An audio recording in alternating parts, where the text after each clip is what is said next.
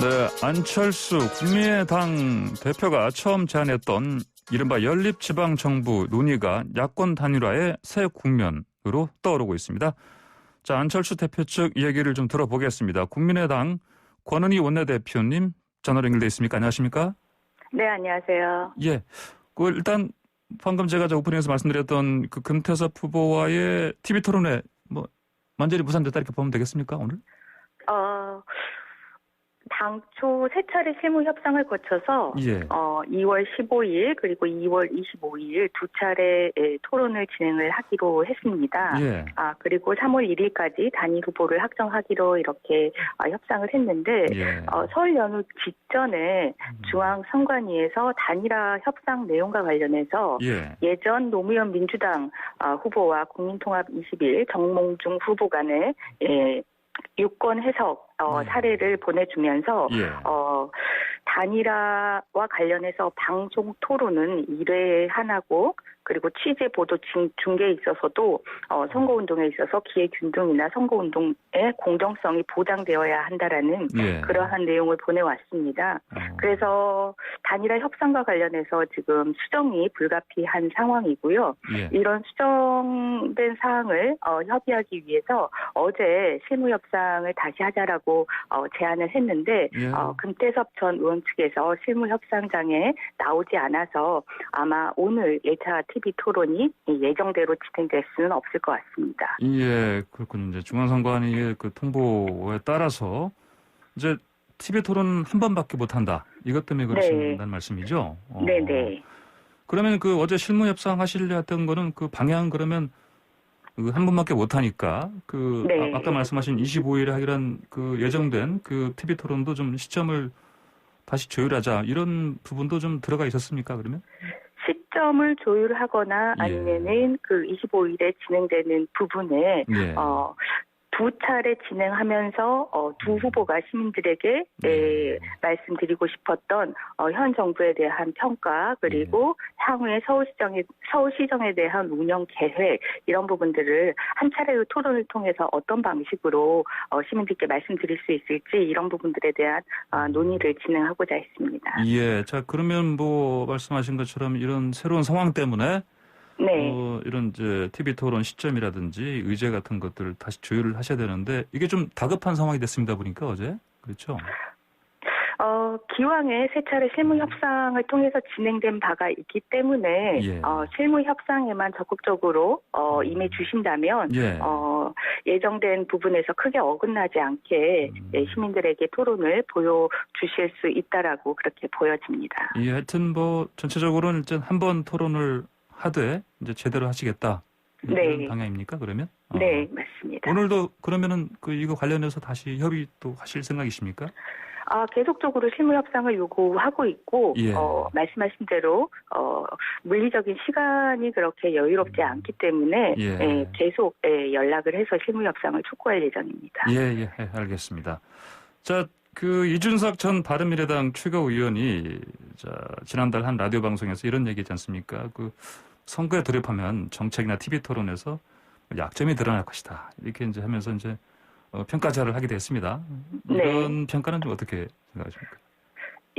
지난 대선 TV 토론 과정에서 안철수 당시 후보자에 대한 드루킹 등의 대대적인 공세로 방어적인 자세를 취하면서 이준석 전 최고위원이 그런 평가를 했을 수도 있습니다. 하지만 그 이후에 안철수 대표가 현 정부의 실정이나 잘못된 점과 관련해서 국민들과 소통하고 공감하면서 시민들에게 자신감 있게 솔직하게 자신의 모습을 보여줄 수 있는 오히려 기회가 될 거라고 생각합니다. 예, 알겠습니다. 자, 안철수 대표께서 범야권 연립지방정부 제안하지 않았습니까? 네, 맞습니다. 근데 지금 국민의힘 공천위 서울시장 예비후보들도 좀 긍정적인 반응을 보이고 있습니다.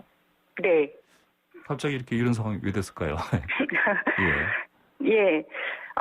당을 달리하는 후보들 간에 단일화를 통해서 선거에 임한다면 이 안철수 대표가 제안한 이 연합 지방정부라는 부분은 반드시 예. 고려돼야 되는 부분인데요.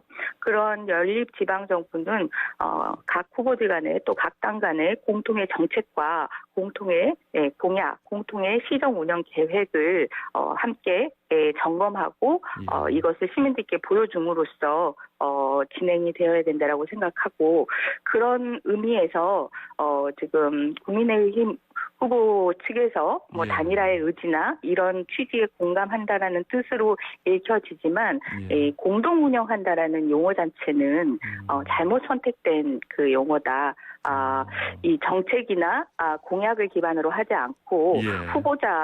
참여했던 후보자들 간의 그 시정에 예. 관여한다라는 그런 의미로 읽힐 수가 있기 때문에 용어 예. 선택은 오해를 불러일으킬 수 있다라고 말씀드리고 싶습니다. 그러면 정확한 용어는 어떻게 정리하면 좋겠습니까?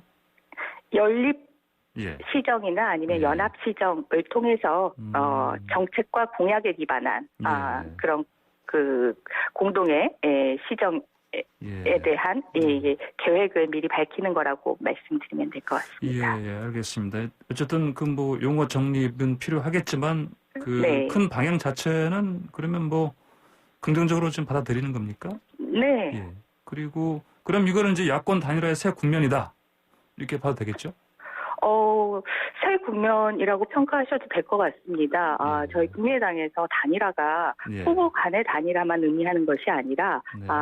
양 당 간의 정책과 공약에 대한 단일화가 후보 간의 단일화만큼 중요하다라고 계속 얘기를 했는데 예. 이제 드디어 국민의힘에서 이 정책과 공약과 관련된 부분에 대한 인식이 생기는 그런 새 국면이 열렸다고 평가하면 될 것 같습니다. 예, 알겠습니다.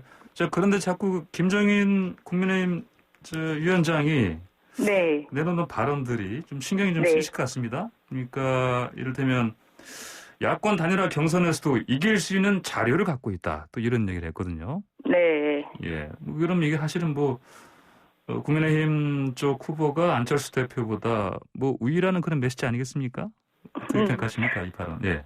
네, 그 국민의힘의 예. 대표로서 국민의힘의 후보들을 격려하기 위해서 이런 발언을 하는 것이라고 이해되고 있고요. 예.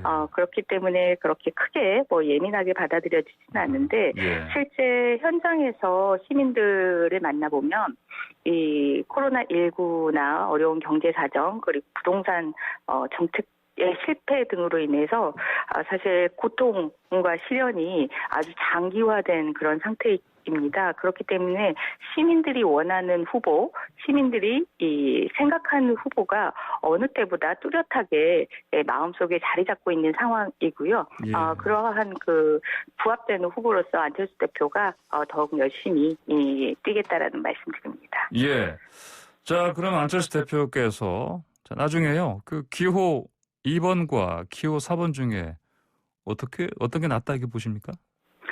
그 부분은 이미 예. 단일화 초기에 네. 논란에 대해서 국민의당에서 입장을 정확하게 말씀드렸는데 예.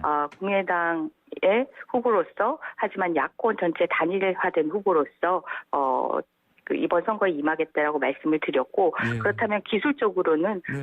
기호 4번 네. 후보가 되는 상황입니다. 예, 그러니까 기호 2번이 아니고 기호 4번이 맞다. 이렇게 다시 한번 정리하면 되겠습니다. 예. 네. 예, 알겠습니다. 자, 안철수 대표께서 정부의 코로나19 사회적 거리두기에 대해서 소용없다. 이런 얘기 하시면서 거리두기 재편을 지금 촉구하셨습니다. 네. 이거 어떤 얘기입니까, 이게? 예. 코로나 방역의 기준은 밀접, 밀폐, 밀집도를 완화하는 방법으로 이 전파를 예. 차단하는 것이 이 방역의 가장 큰 원칙인데요. 예. 정부는 이런 밀접, 밀폐, 밀집을 강조하면서도 사실은 이와 별 무관한 그런 방역 수칙들을 제시를 했습니다. 안철수 대표는 밀접, 밀폐, 밀집에 철저하게 방역 수칙의 기준을 두고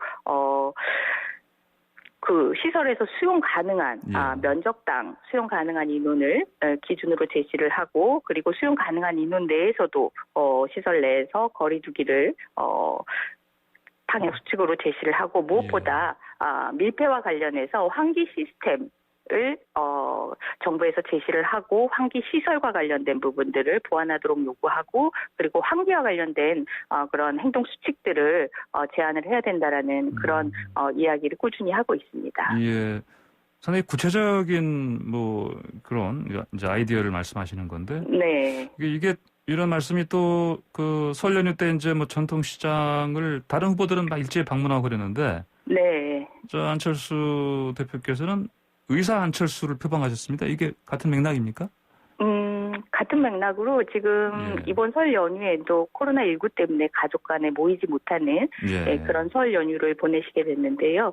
그래서 가장 크게 지금 우리의 생활을 지배하고 있는 코로나19에 대한 방역 그리고 설 연휴에도 쉬지 못하고 선별검사소에서 검사하고 있는 의료 인력들을 격려하기 위해서 설 연휴 첫날 서울역에 마련된 선별검사소에 가서 의료 자원봉사를 했습니다. 예, 그렇군요. 이것도 좀 여쭤봐야겠습니다. 그 차별화 때문에. 안철수 대표께서 눈썹 진하게 예. 하시면서 이미지 변신 꽤 하셨는데 이거 좀 설명 다시 한번 해주십시오. 왜 하시는 건지. 네. 시민들께 안철수와 관련해서 어떠한 생각을 가지고 있는지 그리고 어떤 느낌을 가지고 있는지 그리고 또 어떤 모습으로 시민들께 다가가야 되는지 늘 중요하다라고 보기 때문에 그러한 부분들에 대해서 하신 것 같습니다. 예, 그 안철수 대표께서 토론에 좀 약한 거 아니냐 이런 얘기도 있습니다. 연습 많이 하고 계십니까? 토론이요? 예. 사실은 토론은 연습하는 것보다 시민들과의 소통과 공감이 된 상황이 가장 중요하다라고 보여지고요. 그런 의미에서 지난 총선 이후에 시민들과의 소통과 공감이 계속적으로 이루어졌고 시민들께서 안철수 대표의 그 발언과 메시지를 듣고 아주 속 시원하다라는 그런 반응들을 많이 보이시면서 소통과 공감이 잘 되고 있기 때문에 그 부분이 토론에서는 가장 중요하다라고 생각합니다. 예, 알겠습니다. 자, 마지막으로 최근에 그 여론조사 그 추세는 좀 어떻게 분석하십니까? 여론조사와 관련해서 안철수 대표 우세하다라는 여론조사들이 많이 발표가 되고 있는데요.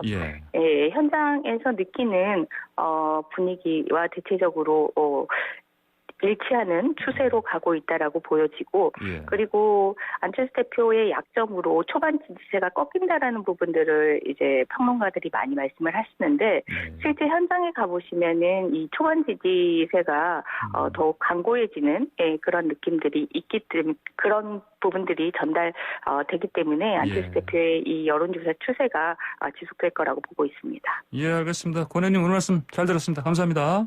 네, 감사합니다. 네, 지금까지 권은희 국민의당 원내대표와 함께했습니다.